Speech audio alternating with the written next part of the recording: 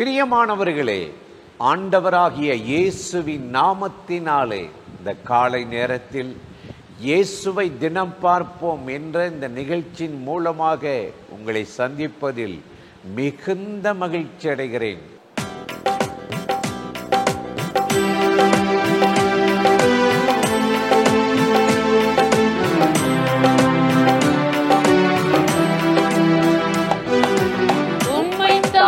நான் பார்க்கிறேன்,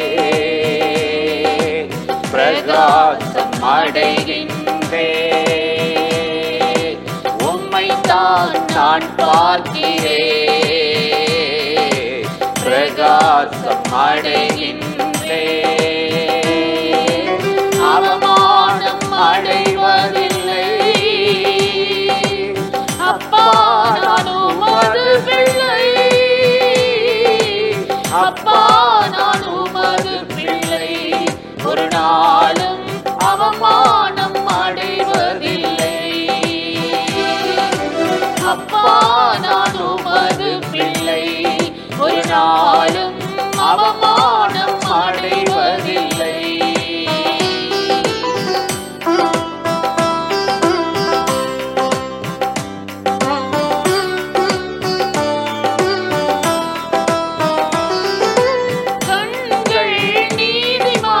பார்க்கின்றன, செவிகள் மன்றாட்டை கேட்கின்றன.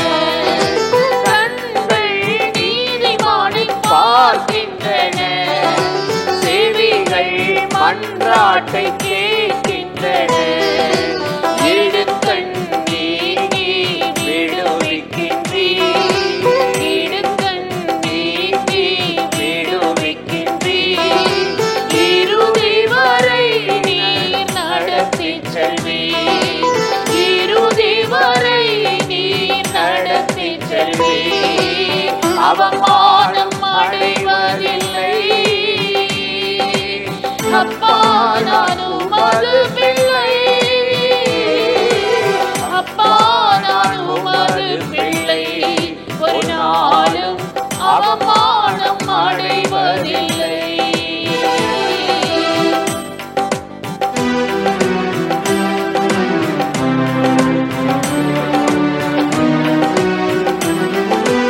உடைந்த நொந்த உள்ளத்தோடு கூடவே இருந்து பாதுகாக்கிறேன்.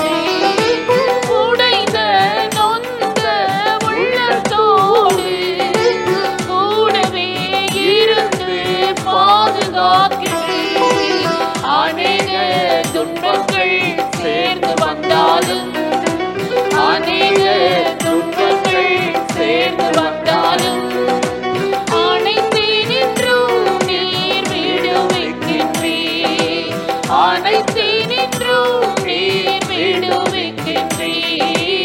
அவமானம் அடைவதில்லை, அப்பா நான் உமது பிள்ளை. அப்பா நான் உமது பிள்ளை, ஒரு நாளும் அவமானம் அடைவதில்லை. அப்பா நான் உமது பிள்ளை, ஒரு நாளும் அவமானம் அடைவதில்லை.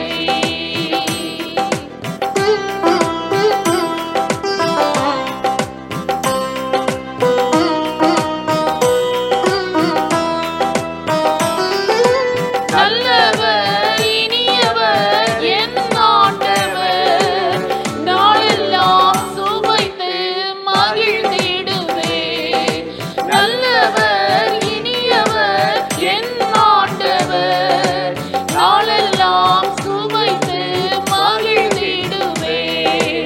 உண்மையாய் கர்த்தரை தேடுவேனென்று, உண்மையாய் கர்த்தரை தேடுவேனென்று ஒரு நன்மையும் குறைவதில்லையே, ஒரு நன்மையும் குறைவதில்லையே. அவமானம் அடைவதில்லை, அப்பா நான் உமது பிள்ளை. அப்பா நான் உமது பிள்ளை, ஒரு நாள் அவமானம் அடைவதில்லை. அப்பா நான் உமது பிள்ளை, ஒரு நாளும் அவமானம் அடைவதில்லை. அப்பா நான் உமது பிள்ளை, ஒரு நாளும் அவமானம் அடைவதில்லை. அல்லேலூயா, அல்லேலூயா, அல்லேலூயா. இந்த நாளிலும் ஆண்டவர் கட்டாய் உங்களை ஆசீர்வதித்து கிருபையால் நிரப்பி நடத்துவார். இன்றும் கூட வேதத்திலிருந்து ஒரு வசனத்தை நான் உங்களுக்கு ஞாபகப்படுத்தி சில காரியத்தை சொல்லி ஜெபிப்பது நல்லது என்று உணர்ந்தேன். சங்கீதம் 91:14 நாம் பார்க்கும் பொழுது, அவன் என்னிடத்தில் வாஞ்சையாயிருக்கிறபடியால் அவனை தப்புவிப்பேன், உயர்ந்த அடைக்கலத்தில் வைப்பேன் என்றார். நம்ம ஆண்டவர் எவ்வளவு நல்லவர்ல, அருமையானவர்ல. அவர் மேலே ஒரு ஆர்வம், தாகம், வாஞ்ச, அதான் முழு மனதோடு உள்ள ஒரு அன்பு. தெரியாமே ஆண்டவர் முழு மனதோடு முழு ஆத்மாவோடு என்று சொல்றாரு. அப்போ அந்த வாஞ்சை என்பது முழு மனதோடு தேவனை நேசிக்கிறது. அதுவும் தாகமா. எவ்வளவு ஜெபம் பண்ணாலும் அந்த ஜெபத்தின் மேலே ஒரு திருப்தி வராது. இன்னும் கொஞ்சம் ஜெபிக்கணும், இன்னும் ஆண்டவர் அதிகமாக நேசிக்கணும், இன்னும் கர்த்தருக்காக நிறைய செய்யணும், ஊழியம் பண்ணணும். இந்த வாஞ்சை நம்ம மேலே இருக்கணும். இப்படிப்பட்ட அந்த வாஞ்சையா இருந்தால் ஆண்டவர் சொல்லுகிறார், அவன் என்னிடத்தில் வாஞ்சையாய் இருக்கிறபடியால் அவனை விடுவிப்பே, அவனை உயர்ந்த அடைக்கலத்தில் வைப்பேன்னு சொல்றார். இன்னைக்கு அநேக மனிதனுடைய வாழ்க்கையை பார்த்தீங்கன்னா எது மேலேயோ வாஞ்ச தூக்கம் முழிக்கிறாங்க, சம்பாதிக்கணும், பணத்துக்காக வாஞ்சையா இருக்கிறாங்க. சங்கீதம் 102:14 வாசித்தால், உம்முடைய ஊழியர்கள் கல்லுக்காக மண்ணுக்காக பரிதவிக்கிறார்.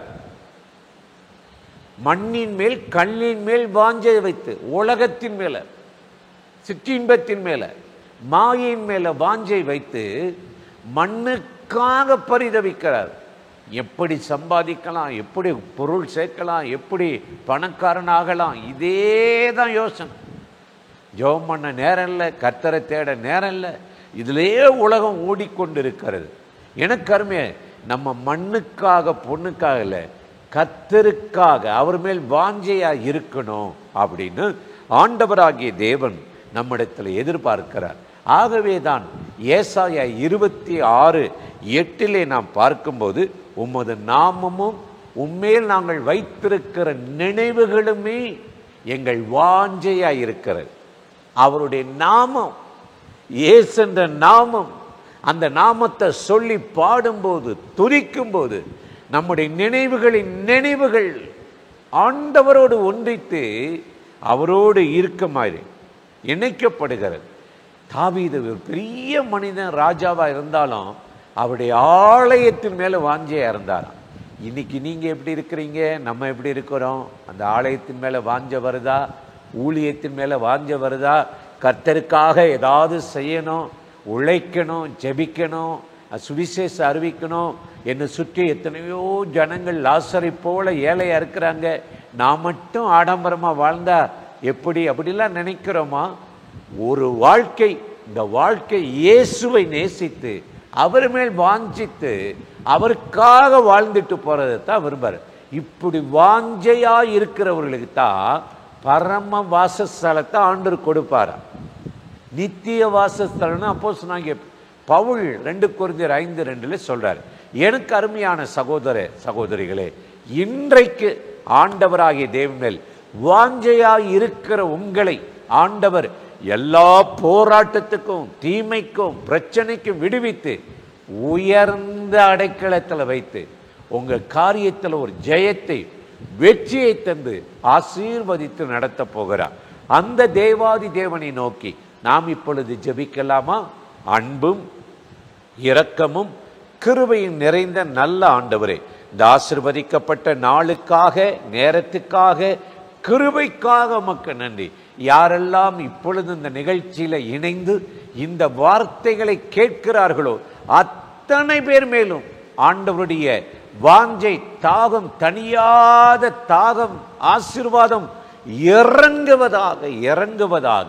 இப்பொழுது நிகழ்ச்சியில இணைந்து ஜெபிக்கிற அத்தனை பேரையும் ஆசீர்வதியும். எல்லா நிறைவேறாத காரியங்களும் தடைகளும் விலகட்டும். திறந்த வாசலை வைத்து உம்முடைய பிள்ளைகள் எடுத்துக்கொள்ளுகிற முயற்சி, கல்லூரிக்கும் அடுத்த பள்ளிக்கூடத்துக்கும் எடுக்கிற அந்த முயற்சிகளை அவர்கள் விரும்புகிற ஒரு இடத்தை கொடுத்து ஆசீர்வதியும். பண தேவைகளை எல்லாம் சந்தித்து ஆசீர்வதித்து நடத்தும். இயேசுவின் நாமத்தில் வேண்டுகிறோம் எங்கள் உயிருள்ள நல்ல பிதாவே. ஆமேன், ஆமேன். ஆண்டவர் இந்த ஜெபத்தை கேட்டிருக்கிறார். கட்டாய் நம்மை ஆசீர்வதித்து நடத்துவார். ஆமேன்.